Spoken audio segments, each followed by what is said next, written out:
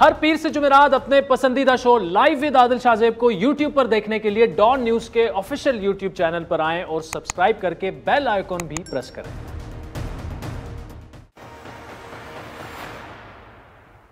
अस्सलाम वालेकुम, मैं हूं आदिल शाहजेब। हुकूमत और कलअदम टीएलपी के दरमियान होने वाले खुफिया मुआहदे पर अमल दरामद शुरू हो चुका है, जिसके बाद पंजाब भर से गिरफ्तार 850 अफराद जो कि टीएलपी से वाबस्ता थे उन्हें रिहा कर दिया गया है।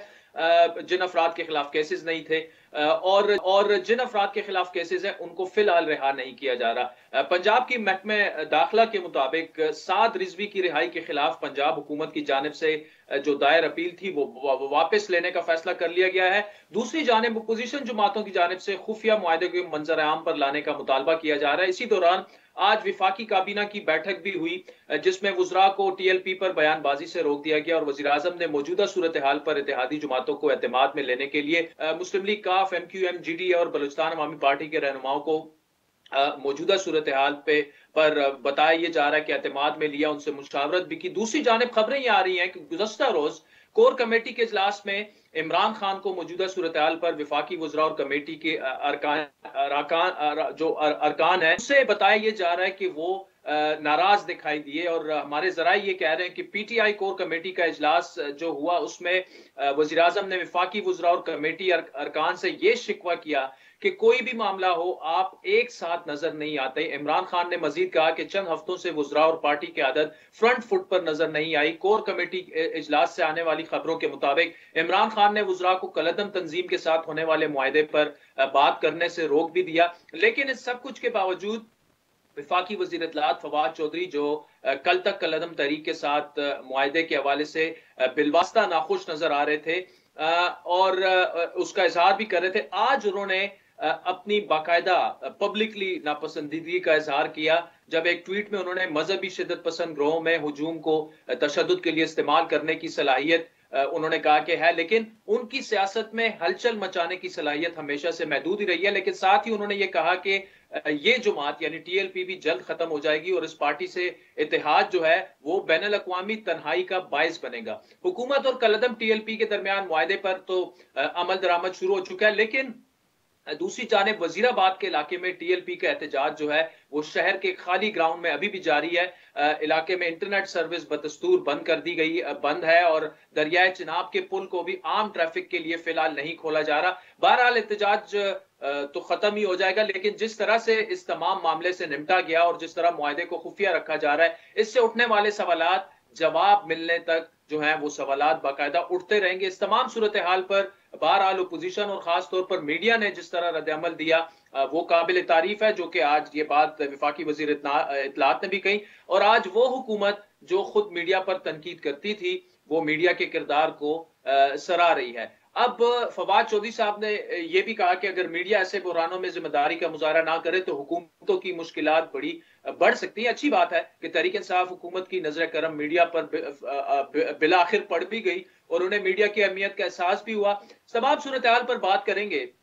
टीएलपी की अब आगे ये बात भी की जा रही है कि हो सकता है कि तहरीक इंसाफ से इंतखाबी इत्तेहाद भी हो जाए 2023 के इंतखाबात में, तो इस पर तफसीली गुफ्तगू करेंगे। दो सीनियर और मंजे हुए सहाफी और तजियाकार मुजीबुर रहमान शामी और आसमा शिराजी से इस वक्त हमारे साथ शामी साहब मौजूद हैं। शामी साहब बहुत बहुत शुक्रिया। ये बताइएगा कि टीएलपी के साथ मामलात बज़ाहिर तो लग रहा है कि तय पा गए, लेकिन क्या वाकई जो मुआहदा हुआ, हमें तो कुछ पता नहीं क्या हुआ, खबरें लीक हो रही हैं, उस पर अमल दरामद भी शुरू हो चुका है और 800-850 उनके कारकुनान को सुना है कि रिहा भी कर दिया गया है, तो ये बात उसी तरफ आपको जाती दिख रही है या मामला फंस भी सकता है अगले 2-3 दिनों में?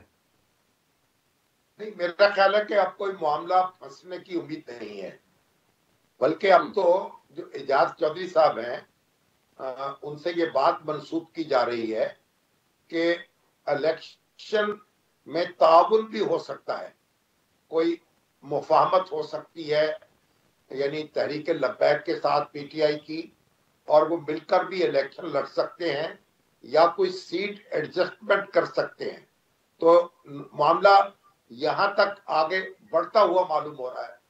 तो ये सीट एडजस्टमेंट होगी या नहीं होगी तो बाद की बात है, लेकिन اس طرح کی باتیں ہونے لگی ہیں تو اس کا مطلب یہ ہے کہ ٹی ایل پی کے ساتھ کوئی مفاہمت جو ہے وہ کافی مستقل بنیادوں پر ہو گئی معلوم ہوتی ہے. تو شامی صاحب یہ کیا اس کی پاسبلٹی بھی کوئی ہے؟ یہ تو ابھی تک تو دیکھیں صرف بیان ہی ان سے منسوب کیا جا رہا ہے لیکن کھل کر ابھی تک نہیں بتایا. ساتھ میں فواد چودھری صاحب نے تو یہ کہہ دیا ہے کہ جی سیاسی طور پر تو تحریک لبیک جو ہے وہ کبھی ریلیونٹ رہی نہیں ہے اور یہ تو ختم ہو جائے گی اگر تھوڑی بہت ہے بھی. تو دو مختلف آراء پائی جاتی ہیں اور تحریک لبیک پتہ نہیں خود پی ٹی آئی سے اتحاد کرنا چاہے گی نہیں کرنا چاہے گی. ان کے کارکنان میں بھی آپ کو پتہ ہے حکومت کے خلاف بہت سی وجوہات کی وجہ سے غصہ تو ہے. تو کیا یہ ممکن بھی ہو سکتا ہے یا؟ دیکھیں اس خواہش کا اظہار کیا گیا ہے اور اعجاز چودھری صاحب سے یہ بات منسوخ کی گئی ہے.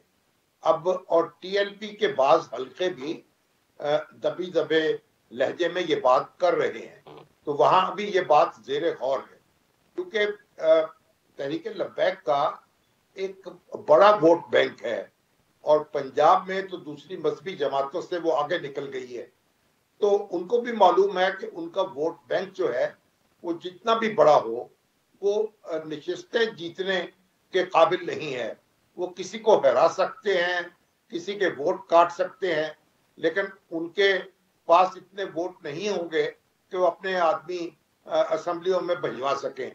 تو اس لیے اگر وہ نشستیں کوئی 5, 7, 8 نشستوں پہ فوکس کر لیں تو پھر کوئی مفاہمت ان کی کسی نہ کسی بڑی جماعت سے مطلوب ہوگی. اس کے بغیر وہ اسمبلیوں میں نہیں پہنچ پائیں گے. اور آپ کو تو یاد ہے کہ انہوں نے بڑے بھرپور طریقے سے گزشتہ انتخابات میں حصہ لیا تھا اور اب بھی ان کی خواہش ہے کہ وہ انتخابات میں حصہ لیں. تو اس کا مطلب یہ ہے کہ کوئی نہ کوئی مفاہمت ان کو کرنی پڑے گی اگر وہ نشستوں کے طلبگار ہوں گے. انصاف کے وزراء شیخ رشید صاحب اور فواد چودھری صاحب ان کو لنک کر چکے ہیں انڈین فنڈنگ سے اور وہاں سے مدد ہو رہی ہے اور یہ شدت پسند تنظیم ہے. تو اس کا مطلب اگر ایسے ہونے جا رہا ہے تو یہ تو کچھ جو مرکزی وزراء ہیں وہ تو بہت زیادہ ڈسکریڈٹ ہو جائیں گے اگر واقعی تحریک انصاف ایسا سوچ رہی ہے کرنے کا. دیکھیں تحریک انصاف کو یا وزیر اعظم عمران خان کو اس سے کوئی فرق نہیں پڑتا کہ کون سا ان کا منسٹر ڈسکریڈٹ ہوتا ہے یا نہیں ہوتا ہے.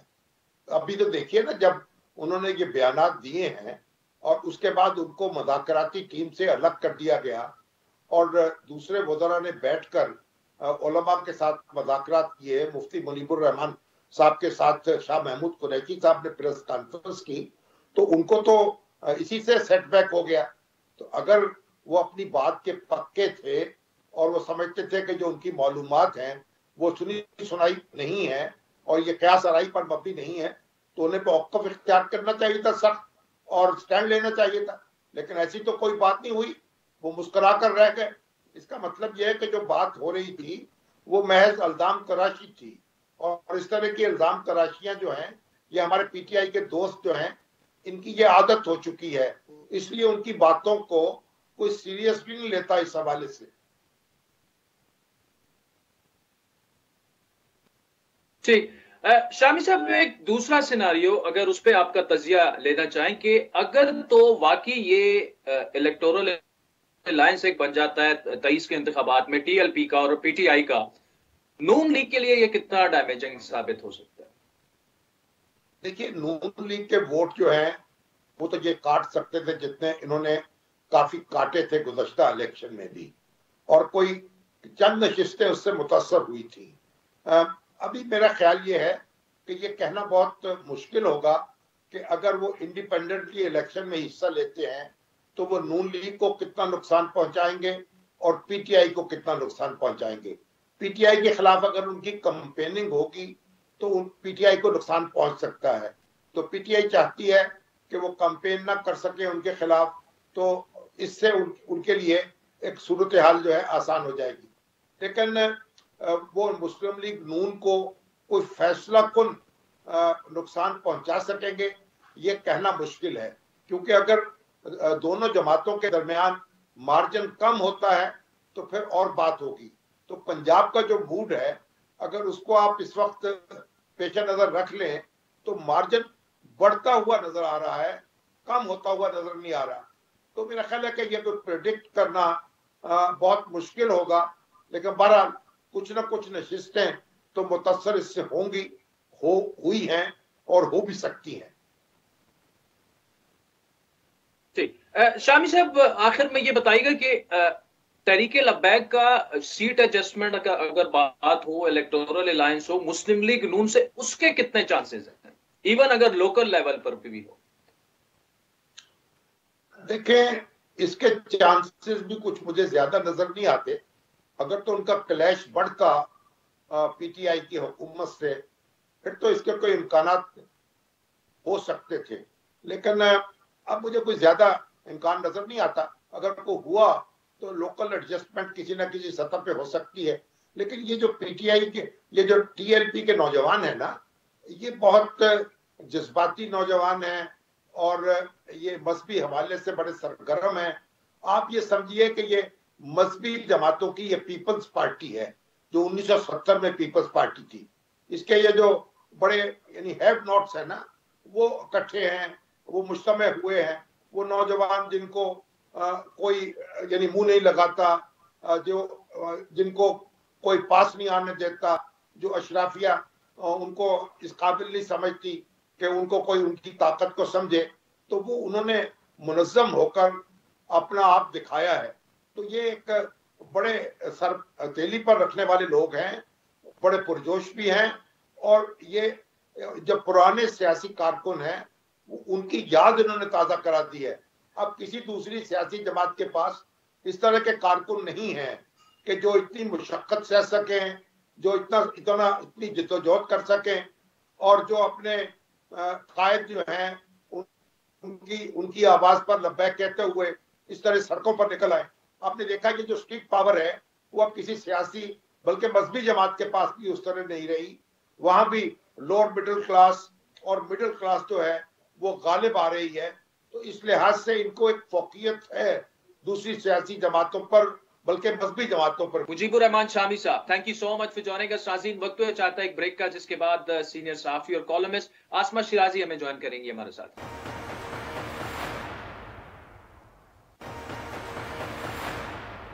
آسما صاحبہ thank you so much for joining us. یہ بتائیے گا کہ اب تو باتیں چل نکلی ہیں کہ ٹی ایل پی کا انتخابی الیکٹورل الائنس بھی ہو سکتا ہے پی ٹی آئی کے ساتھ.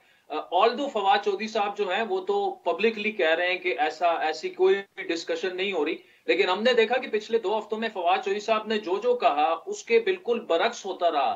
تو اس کے بھی چانسز ہیں کہ واقعی ٹی ایل پی کے ساتھ ان کی الائنس کی بات چیت چل بھی رہی ہے اور آگے جا کے وہ ہمیں نظر بھی آئے گا. کیا ہوتا دکھ رہا ہے آپ کو؟ یہ بات کس طرف جا رہی ہے؟ عادل، بدقسمتی یہ ہے کہ ٹوٹل کانٹرڈکشنز ہیں، اتضادات سے بھرپور سیاست جو ہے اس وقت وہ پاکستان تحریک انصاف کر رہی ہے. ایک طرف جو ہے وہ کالعدم جماعت سے مذاکرات کامیاب ہونے کی بات ہوتی ہے، پھر اگلے ہی لمحے اس کو جناب سفیر کے ساتھ منسلک کر کے سخت کارروائی کا فیصلہ کیا جاتا ہے. اس کے بعد سلامتی کمیٹی کا اجلاس کیا جاتا ہے جس میں کہ طاقت کے بھرپور استعمال کی بات کی جاتی ہے، اور اس کے بعد جو ہے وہ جب معاہدہ طے پاتا ہے تو فوری طور پر جو ہے وہ یہ کہا جاتا ہے کہ جی یعنی ابھی کل معاہدہ طے پایا اور حکومت کے اوپر تنقید ہو رہی تھی، جبکہ آج یہ خبریں آ رہی ہیں کہ ٹی ایل پی کے ساتھ جو ہے وہ پاکستان تحریک انصاف اپنا الائنس کر سکتی ہے. اس کی ابھی تک کوئی آفیشلی تردید نہیں ہوئی. صبح ہم نے ایک تصویر دیکھی جس میں شاہ محمود قریشی صاحب وزارت خارجہ کے اندر چند اکابرین کو لے کے بیٹھے ہوئے تھے اور ان کے ساتھ بات کر رہے تھے. اس کے بعد یہ خبر چلتی ہے اعجاز چودھری صاحب سینیٹر ہیں پاکستان تحریک انصاف کے، بہت سینئر سینیٹر بھی اور سیاستدان بھی ہیں. ابھی تک ان کی طرف سے کوئی تردید نہیں آئی کہ وہ اس معاملے کے اندر جو خبریں چل رہی ہیں سیٹ ایڈجسٹمنٹ کی بھی اور ٹی ایل پی کو سیاسی دھارے میں لا کے ان سے بات کرنے کی. البتہ جو ایکشنز ہمیں نظر آتے ہیں کہ حکومت فوری طور پر نہ صرف ان کے 800 کارکنوں کو رہا کرنے کی بات کرتی ہے بلکہ جو ٹی ایل پی کے سربراہ ہیں سعد رضوی ان کے ساتھ بھی بات چیت کو آگے بڑھانے کی بات کرتی ہے. تو بھرپور تضادات ہیں. ہم کس تحریک انصاف کی بات پہ یقین کریں؟ وہ تحریک انصاف جو پرسوں تک طاقت کے استعمال کی بات کر رہی تھی، یا وہ تحریک انصاف جو آج جو ہے وہ ٹی ایل پی کے ساتھ مذاکرات کی بات کر رہی ہے، سیاسی ایڈجسٹمنٹ کی بات کر رہی ہے، اور اس کے جو قانونی ماہرین ہیں ان کو بھی پرائم منسٹر نے بلا لیا ہے کہ ان کے ساتھ साथ वो बैठ के तो इसको जो कलदम से निकालना है तो उसको उसकी राह भी जो है वो तजवीज़ की जाए। तो ये एक भरपूर तजादात का पैकेज है जो कि पाकिस्तान तहरीक इंसाफ ने इंट्रोड्यूस कराया है, और इसकी बहुत पाकिस्तान को इसके नुकसान उठाने पड़ेंगे। जिस तरह से पिछले कुछ दिनों के अंदर मिस हैंडल किया है इस मामले को, यहाँ तक कि रियासत को दाव पे लगाने की कोशिश की है, मेरा ख्याल है कि ये बहुत ही अजीब मामला है जो कि आगे जाके तजादात तो होंगे लेकिन दिलचस्प भी होगा। अच्छा आसमा, इसमें देखिए फवाद ने सुबह ट्वीट कर दी थी कि ऐसा नहीं होना चाहिए, बल्कि उसने तो ये कहा था कि ऐसी तंजीमें जो है सियासी वो बड़ा जल्द वो खत्म हो जाती हैं। उसके बाद प्रेस कॉन्फ्रेंस अगर फवाद चौधरी की देखें उसमें भी वो बड़े बड़े वाजे अल्फाज में कह रहे हैं कि ऐसा कुछ नहीं है। अब फवाद की तो एक लाइन है वो हमें पता है, लेकिन क्या फवाद चौधरी की राय जो है वो ऐसी तरीके इंसाफ में प्रिवेल कर सकती है जो 2 हफ्ते पहले तक एक टीएलपी को कह रही थी शिद्दत पसंद तंजीम है, इंडियन फंडिंग है, एक ही दम फिर उनके साथ मुआहदा करके उनके सारे लोगों को रिहा कर दिया जाता है। तो क्लियरली आपकी बात ठीक है कि मुख्तलिफ आरा और वो हमें बिल्कुल हुकूमत इसमें कंफ्यूज नजर आई, लेकिन सियासी तौर पर तहरीके इंसाफ को अगर ये नजर आए कि अगले इंतखाबात में टीएलपी के जरिए जाकर ही फतह हासिल की जा सकती है, तो मेरे ख्याल में कि फवाद चौधरी की राय को ज्यादा अहमियत नहीं दी जाएगी। फिर देखिए, फवाद चौधरी और शेख रशीद 2 ऐसे वज़रा हैं जो कि जिन्होंने फ्रंट फुट पे आके खेला है, अपनी सोच के मुताबिक खेला है। लाइक इट और नॉट, बहुत सारे लोगों को ये बात पसंद नहीं होगी। इवन शेख रशीद भी एक सीजन पॉलिटिशियन है, वो अवाम की नब्ज पे हाथ रखते हैं। उसके बावजूद आपने ये देखा कि उनको मजबूर किया गया कि वो इस तरह के बयानात जो हैं वो दें कि ताकत का इस्तेमाल किया जाएगा और कलदम और इंडिया से ताल्लुकात और वगैरह वगैरह। इसी तरह फवाद चौधरी जो हैं वो भी, उन्होंने भी अपनी जो उनकी एक सोच है, जैसे आपने खुद का, हम जानते हैं, एक लिबरल प्रोग्रेसिव सोच है, और जरूर उसको क्रेडिट देना चाहिए फवाद चौधरी साहब को कि वो अपनी इस सोच के मुताबिक जो है अपनी पार्टी की लाइन से बिल्कुल हटके भी अक्सर खेलते हैं और बहुत आगे तक खेलते हैं, और ये बहुत कम लोग ऐसा कर सकते हैं। तो फवाद चौधरी साहब ने अपनी जाती जो राय है वो अपने एक ट्वीट के जरिए से जाहिर की है, जिसमें वो कहते हैं कि इंतहा पसंद तंजीमों, और उन्होंने सुन्नी तहरीक का नाम उसके अंदर लिया, हमें इनके साथ आगे नहीं बढ़ना चाहिए क्योंकि इंटरनेशनल लेवल के ऊपर आपको एम्बैरेसमेंट जो है वो हो सकती है। तो बहुत क्लैरिटी के साथ वो आगे चले हैं। इससे लगता ये है कि पाकिस्तान तहरीक इंसाफ के साथ 2 तरह के ओपिनियन मौजूद हैं पार्टी के अंदर, और वो 2 ओपिनियन जो है उनमें से एक ओपिनियन ये है कि टीएलपी को आप बहैसियत सियासी अलायंस के तौर पर आप इलेक्शंस के अंदर नहीं ले जा सकते। दूसरी जानिब पाकिस्तान तहरीक इंसाफ को ये बहुत अच्छे तरीके से पता है कि अगला इंतखाब जो है वो परफॉर्मेंस की बुनियाद पर अगर होता है, जोड़ तोड़ से नहीं होता, जो कि परफॉर्मेंस मैटर भी करती है, और इस वक्त जो सूरत हाल है उसमें पाकिस्तान तहरीक इंसाफ के लिए कोई बहुत अच्छी सूरत हाल नहीं है। कल का नहीं पता कि आज प्राइम मिनिस्टर को पैकेज की भी बात कर रहे हैं, हो सकता है वो उतना अच्छा पैकेज दे दे कि लोग उनके बारे में राय अपनी तब्दील कर लें, लेकिन फिलहाल तहरीक इंसाफ के लिए कोई सूरत हाल बेहतर नहीं है। ऐसी सूरत में उनको अलायंस की जरूरत है, मगर ये वन पार्टी बात हो रही है, ये पार्टी सिर्फ पाकिस्तान तहरीक इंसाफ तक की बात हो रही है। टीएलपी क्या चाहती है, तहरीक लब्बैक पाकिस्तान जो है वो क्या चाहेगी, क्या वो भी पाकिस्तान तहरीक इंसाफ के साथ अलायंस करना चाहेगी? ये एक बहुत बड़ा सवाल है, और इसके सवाल के जवाब के लिए खुद हमें टीएलपी से ही बात करनी चाहिए, जो कि हम टेलीविजन पे उनको नहीं बुला सकते हैं। तो वो अभी तक जमात कलदम है। सो ये सूरत हाल जो है इसको देखना पड़ेगा, और ये अलबत्ता तय है कि पाकिस्तान तहरीक इंसाफ को इस मामले के ऊपर अपनी जमात के अंदर रिजेंटमेंट का सामना जरूर करना पड़ेगा। ठीक है, आसपास जाते हुए मुझे ये बताइएगा कि अगर ये बात वाकई इलेक्टोरल अलायंस की तरफ चली जाती है, सफबंदी तो शुरू हो गई है 23 के इंतखाबात के लिए, और हो सकता है 23 से पहले भी हो जाए, तो काफ लीग, टीएलपी और पीटीआई का अगर इंतखाबी इत्तेहाद बन जाता है, ये नून लीग के लिए पंजाब में कितना बड़ा चैलेंज साबित हो सकता है? देखिए, नून लीग के लिए चैलेंज तो होगा, क्योंकि जो ये वोट है टीएलपी का, ये बढ़ सकता है, और ये बढ़ सकता है जिस तरह की सूरत बनी है उसके अंदर पूरी तरह से टीएलपी को जो है वो एक प्लेटफॉर्म दिया गया है कि जिसके अंदर वो अपने एक पॉलिटिकल पार्टी के तौर पर इमर्ज कर सके। लेकिन एक बात बहुत वाजे है कि जाहिर है कि पाकिस्तान मुस्लिम लीग नवाज जो है वो राइट विंग की और सेंटर की पार्टी है, तो उनका अपना एक वोट बैंक है। अगर इस पूरी सूरत हाल के अंदर, जैसा कि आपने आगे लिखा भी था और आप मियां नवाज शरीफ से मिले भी हैं, नवाज शरीफ साहब अगर पाकिस्तान आते हैं तो सूरत हाल कतई तौर पर मुख्तलिफ हो जाएगी। जाहिर है कि एक टफ कंपेटिटर के तौर पर टीएलपी आ सकती है, लेकिन مجھے اس سے زیادہ بہتر پاکستان پیپلز پارٹی پرفارم کرتی دکھائی دے رہی ہے اگلے انتخابات کے اندر، اور اس کی سب سے بڑی وجہ یہ ہے کہ ابھی بھی جو سینٹرل پنجاب ہے خاص کر کے، اس کے اندر ایک لبرل پروگریسو فورس موجود ہے، سوچ موجود ہے، اور ٹی ایل پی کے لیے آزمائشیں بھی بہت سی ہوں گی، کیونکہ ان کو ہلکا سا اپنے جگہ سے ہٹ کے، اگر وہ پولیٹیکل پارٹی ہوتی ہے، ایک پولیٹیکل ایجنڈے کے ساتھ آنا پڑے گا۔ ابھی تک ان کے پاس سر دست کوئی پولیٹیکل ایجنڈا نہیں ہے، بلکہ وہ صرف اور صرف ایک مخصوص سوچ کے ساتھ، ایک مخصوص نعرے، ایک سلوگن کے ساتھ جو ہے وہ میدان میں اترے۔ ہاں، اگر وہ پولیٹیکل نعرے کے ساتھ آتے ہیں، وہ اپنی اسٹریٹجی منشور کے ساتھ آتے ہیں اور مین سٹریم پارٹیوں کے ساتھ مل کے ایک مہنگائی اور ایک معاشی ایجنڈے کے حوالے سے بات کرتے ہیں، تو ان کو پذیرائی حاصل ہو سکتی ہے، لیکن کتنی جلدی یہ ہو سکتا ہے یہ کہنا قبل از وقت ہوگا۔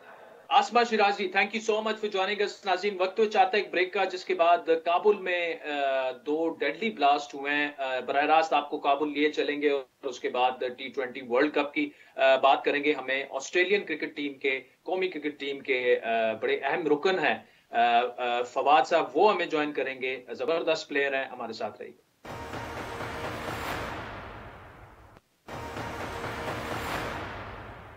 ویلکم بیک ناظرین۔ افغانستان میں آج ایک اور دن خون ریزی کی نظر ہو گیا، اور دارالحکومت کابل میں جو دھماکے ہوئے اس کے نتیجے میں 20 کے قریب افراد ہلاک ہوئے، اور نائب جو ترجمان ہے طالبان کی امارات اسلامی کے، بلال کریمی، ان کے مطابق کابل میں 2 دھماکے جو ہیں وہ ملٹری اسپتال کے قریب ہوئے، جن میں درجن سے زیادہ ہلاکتیں کنفرمڈ ہیں اور 34 افراد جو ہیں وہ زخمی ہیں۔ افغان میڈیا کے مطابق ملٹری ہاسپٹل کے دروازے کے قریب دھماکے کے بعد داعش کے جنگجو جو ہیں وہ ہاسپٹل میں داخل ہوئے، اور اسی دوران سردار داؤد ملٹری ہاسپٹل میں داعش کے جنگجوؤں کی امارات اسلامی فورسز سے جھڑپ بھی ہوئی، جبکہ ابھی تک جو ہے کسی گروہ کی جانب سے اس حملے کی ذمہ داری قبول نہیں کی گئی ہے۔ دوسری جانب طالبان کا یہ کہنا ہے کہ کابل میں ایک فوجی اسپتال کے قریب دہشت گرد حملے میں 10 سے زیادہ مسلح افراد نے حصہ لیا، جن کو طالبان کے جو وہاں پہ محافظین تھے انہوں نے 1 گھنٹے میں ہلاک کر دیا۔ اب یہ معاملہ کیا ہے، باقی کیا تفصیلات ہیں، اس پر تفصیلی گفتگو کرنے کے لیے کابل سے ہمارے راست موجود ہے افغان صحافی بلال نظیف۔ 2 دھماکے ہو چکے ہیں، اس سے متعلق تازہ ترین تفصیلات کیا ہیں، کیا ہو رہا ہے اس وقت کابل میں؟ اراؤنڈ 1 PM ایکسپلوژن ہوا in front of Dawood Khan hospital, اور اس کے چند منٹ بعد دوسرا ایکسپلوژن ہوا، اور آفیشل کسی نے کنفرم کیا نہیں، لیکن ان آفیشلی کہتا ہے کہ 19 پیپل شہید ہوا ہے اور 43 پیپل جو ہے وہ زخمی ہوا ہے۔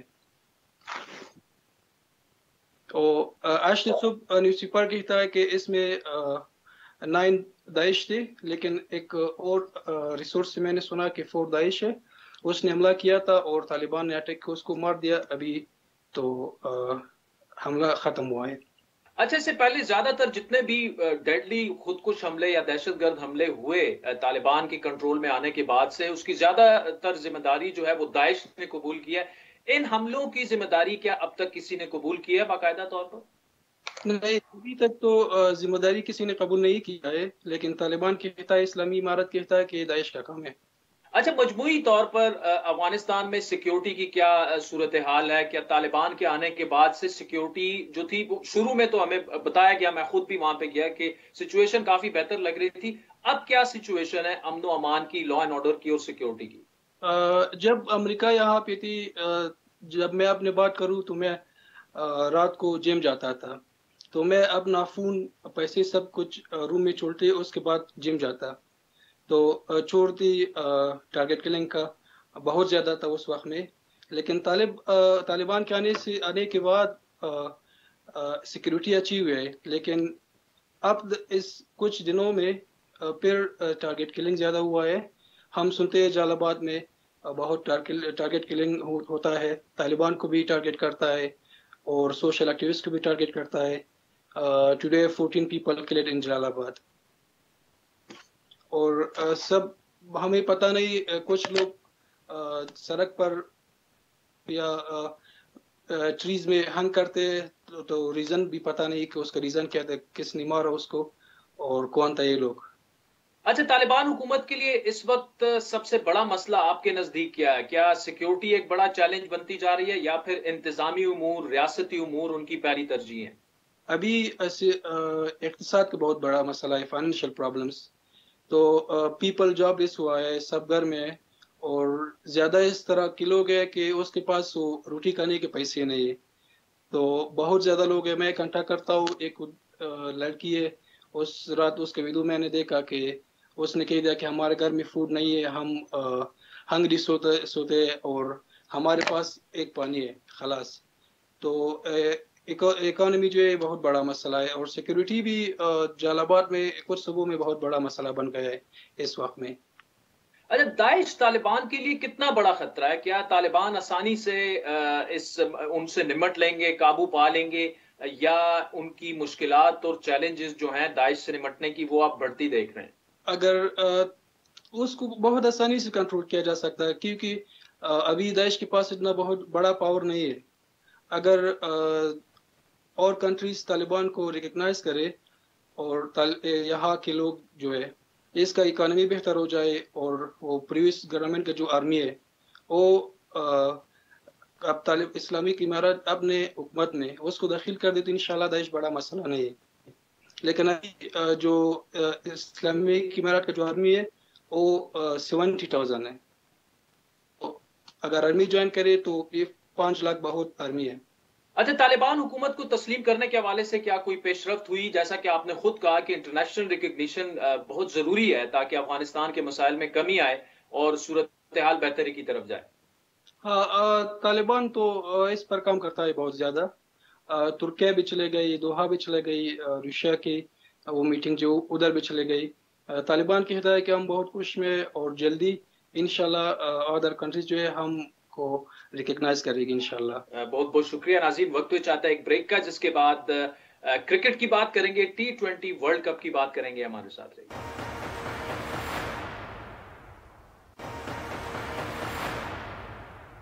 ویلکم بیک ناظرین. بات کریں گے T20 کی. بڑے دلچسپ مراحل میں ٹورنامنٹ ورلڈ T20 کا کرکٹ کپ کا جو ہے وہ داخل ہو چکا ہے.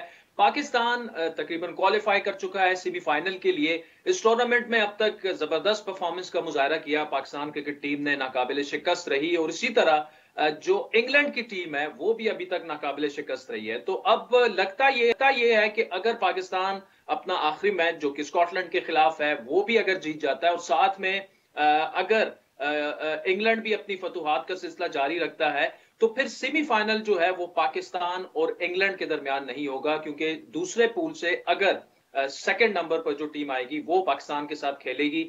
اور یہاں سے اب دیکھنا یہ ہوگا کہ نیوزی لینڈ اگر تو اپنے باقی ماندہ میچز جو ہے وہ جیت لیتا ہے تو سیمی فائنل کے لیے کوالیفائی کر سکتا ہے. افغانستان جو ہے وہ سیٹ اپ بھی کر سکتا، اپسیٹ بھی کر سکتا ہے، اور اپسیٹ ایسے کر سکتا ہے کہ اگر افغانستان شکست دینے میں کامیاب ہو گیا انڈیا کو اور نیوزی لینڈ کو بھی، تو افغانستان سیمی فائنل کے لیے بھی کوالیفائی کر سکتا ہے. آج ہمارے اسپیشل مہمان ہوں گے کرکٹ کے سیگمنٹ. آسٹریلیا کرکٹ ٹیم کے قومی ٹیم کے کھلاڑی ہیں، پاکستانی نژاد ہیں، اور ان کا نام ہے جناب فواد احمد صاحب. تو فواد احمد صاحب، thank you so much for joining us all the way from Melbourne. اچھا فواد احمد صاحب، پہلے تو یہ بتائیے کہ اب تک جتنے بھی T20 کی گیمز ہو چکی ہیں، زیادہ حیران کون اور زبردست آپ کے خیال میں کون سی ایسی ٹیم ہے جس کی پرفارمنس رہی ہے سب سے عمدہ کارکردگی جو دکھا رہی ہے؟ ابھی جو ورلڈ کپ شروع ہے، ڈیفینیٹلی سرپرائزنگ پرفارمنس تو پاکستان کی ہے، کیونکہ جو لاسٹ جو چند سیریز تھی اتنی گڈ نہیں تھی پاکستان کی پرفارمنس. تو definitely Pakistan on the rise, کیونکہ انڈیا کی کافی اسٹرانگ ٹیم ہے، نیوزی لینڈ کی بھی کافی اسٹرانگ ٹیم ہے، تو ان کو بڑے اچھی طریقے سے ہرایا. اور دوسری انگلینڈ کی ٹیم ہے جو بہت اچھی جا رہی ہے، لیکن وہ ایز ایکسپیکٹڈ تھی کیونکہ ان کی ٹیم بہت اسٹرانگ ہے، تو وہ سارے فیلڈ مطلب سارے ایریاز کور کر لیتے ہیں. تو definitely Pakistan is the top pick so for in this world cup. تو ان کی پاکستان کی ٹیم ماشاءاللہ کافی صحیح جا رہی ہے. اچھا، اب تک پاکستان اور انگلینڈ دونوں ناقابل شکست رہی ہیں، تو اب یہ آہستہ آہستہ نظر آنے لگا ہے کہ شاید ان دونوں کا سیمی فائنل نہیں ہوگا. آپ کے خیال میں سیمی فائنل میں کس کا مقابلہ کون سی ٹیم سے ہو سکتا ہے؟ میرے خیال میں پاکستان اور آسٹریلیا کا اس ٹائم پہ ایسے لگ رہا ہے کہ سیمی فائنل ہوگا، کیونکہ آسٹریلیا کا میچ رہتا ہے اپنا بنگلہ دیش اور ویسٹ انڈیز کے ساتھ. وہ دونوں ٹیمیں کافی ڈاؤن جا رہی ہیں، آلموسٹ ان کا کیمپین جو ہے وہ ختم ہوا ہے. تو ساؤتھ افریقہ بھی آگے آ سکتی ہے اگر وہ انگلینڈ کو ہراتی ہے، لیکن یہ بہت ٹف ہوگا ان کے لیے. تو موسٹ پرابیبلی انگلینڈ اور یہاں سے کوئی دوسری ٹیم ادھر نیوزی لینڈ اور انڈیا، اور یا موسٹ پرابیبلی نیوزی لینڈ ہی لگ رہی ہے اس موقع پہ، اور اس سائڈ سے پاکستان اور آسٹریلیا کا لگ رہا ہے کہ سیمی فائنل ہوگا انشاءاللہ. اچھا، ویسے تو آپ خود بھی آسٹریلی کرکٹ ٹیم کا حصہ ہیں، اگر تو پاکستان کا سیمی فائنل آسٹریلیا سے آئے تو یو اے ای کی کنڈیشنز اور موجودہ پرفارمنس کو سامنے رکھتے ہوئے کون سی ٹیم فیورٹ ہوگی اس میچ کے لیے؟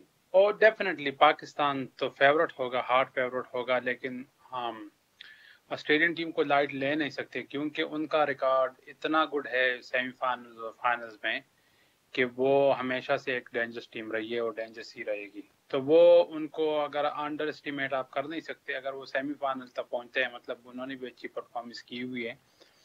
فیورٹ پاکستان کی ٹیم ہوگی، لیکن یہ ہوگا کہ آسٹریلین کی ٹیم سرپرائز کر سکتی ہے، کیونکہ جو کنڈیشنز ہے، جو سارا جو فارم ہے، جو ردم بنا ہوا ہے پاکستان ٹیم کا، وہ پاکستان کو فیورٹ قرار رہی ہے. لیکن ادر سائڈ آسٹریلیا میں ایسے پلیئر ہیں میچ ویننگ پلیئر کے، وہ میچ جتا سکتے ہیں. اور T20 میں اصل میں یہ مسئلہ ہے کہ آپ کو اچھے دن پہ ایک ہی بندہ میچ جتا سکتا ہے. تو ایک بندہ اچھے مطلب 100 رنز کرتا ہے یا 4-5 آؤٹ کرتا ہے 2-3 اوور میں، تو وہ میچ کو اپنی سائڈ پہ لے کے جا سکتا ہے. تو T20 میں یہ تھوڑا مشکل ہی ہوتا ہے پریڈکٹ کرنا، لیکن جس طرح پاکستان کی فارم جا رہی ہے اور کنڈیشن جو بہت سوٹیبل ہے، پاکستان کا ایک ہوم رہا ہے پچھلے 10-11 سال سے، تو ڈیفینیٹلی پاکستان فیورٹ ہی ہے اس ٹائم پہ.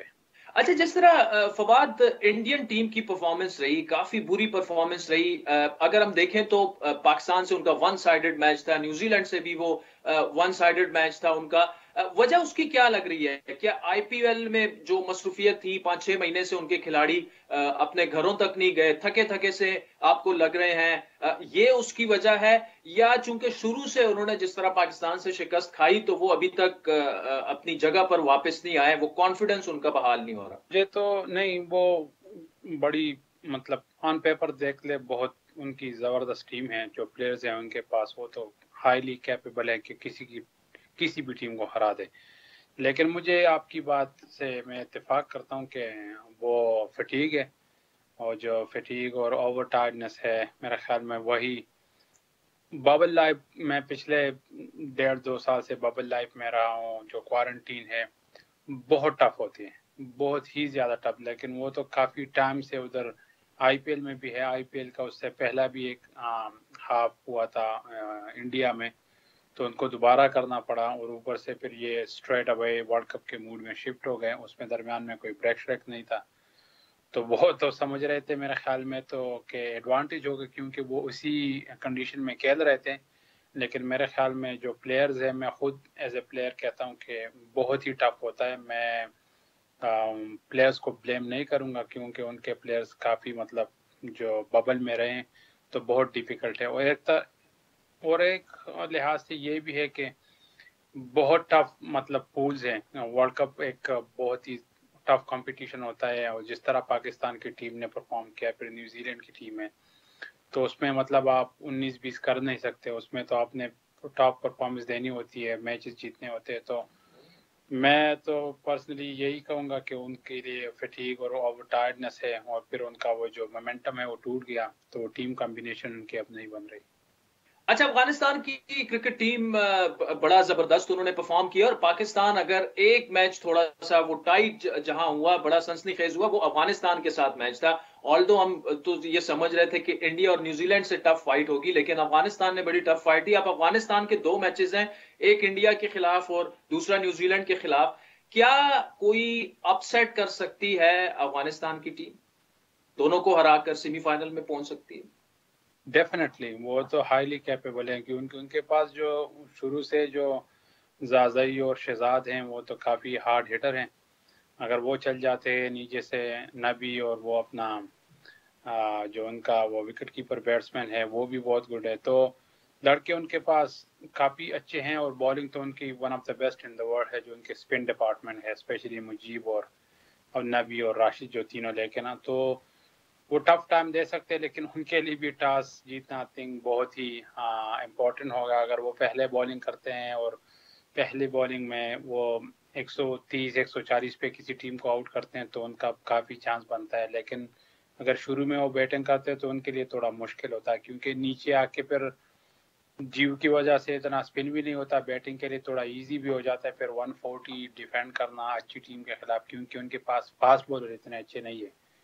तो वो गुड हैं अगर आप उसको पहली इनिंग्स में खेलो, लेकिन सेकंड इनिंग्स में वो फास्ट बॉलर के इतने गुड नहीं है कि अगर आप आराम से खेल सकते हो। तो डेफिनेटली वो सरप्राइज कर सकते हैं दोनों न्यूजीलैंड और इंडिया को ऑन अ डे। वो उनके पास काफ़ी अच्छे मैच विनर है, तो काफ़ी मेरे ख्याल में बड़े अच्छे मैचेस देखने को मिलेंगे। अच्छा, ये बताइएगा कि अब पाकिस्तान का तो विनिंग कॉम्बिनेशन बन चुका है, जबरदस्त परफॉर्म कर रही है टीम, लेकिन कुछ कमजोरियां भी हैं। क्या आपके ख्याल में पाकिस्तान को इसी टीम के साथ आगे चलना चाहिए या एक आध तब्दीली कर लेनी चाहिए? यहाँ पे जो गोरे कहते हैं या ऑस्ट्रेलियन स्पेशली, तो उनका तो रूल यही होता है कि विनिंग कॉम्बिनेशन को ना खराब करें। तो बेहतर तो यही होगा कि वो इसी तरीके से जाए, अगले 2 मैचेस भी जीतें और फिर सेमीफाइनल और फाइनल भी। तो ऑस्ट्रेलिया ने ये करके दिखाया है। मेरे ख्याल में 2003 का वर्ल्ड कप था या 7 का उनका वर्ल्ड कप था जो वो सारे मैचेस जीते थे, और मेरे ख्याल में हार्डली उन्होंने कोई चेंजेस वेंजेस किए थे। तो अगर इंजरी होती हो तो अलग बात है, लेकिन मेरे ख्याल में हर लड़का परफॉर्म कर रहा है। तो हाँ, आसान अली थोड़ा स्ट्रगल कर रहा है, लेकिन वो एक मैच विनर है, सबको पता है। रिसेंटली उन्होंने PSL में पाकिस्तान के लिए टेस्ट मैचेस में भी बहुत ही अच्छा परफॉर्म किया, तो वो भी अकेले मैच जितवा सकता है। तो वो मेरे ख्याल में टीम को तो पर्सनल व्यू कि यही होना चाहिए कि ताकि वो रिदम ना टूटे। अगले बंदा आएगा एक यंग लड़का, तो वो अच्छा परफॉर्म करेगा, तो वो फिर सिलेक्शन में भी काफ़ी प्रॉब्लम्स होंगी। तो वो हेडेक से बचने के लिए मेरे ख्याल में बेहतर है कि इसी टीम के साथ ही जाए। फवाद अहमद साहब, thank you so much for joining us. नाज़रीन, आज के प्रोग्राम पर आपके फीडबैक के मुंतजिर रहेंगे। हमारा ट्विटर हैंडल है @आदिल शाहज़ेब। मुझे मेरी टीम समेत इजाजत दीजिए। खुदा हाफिज।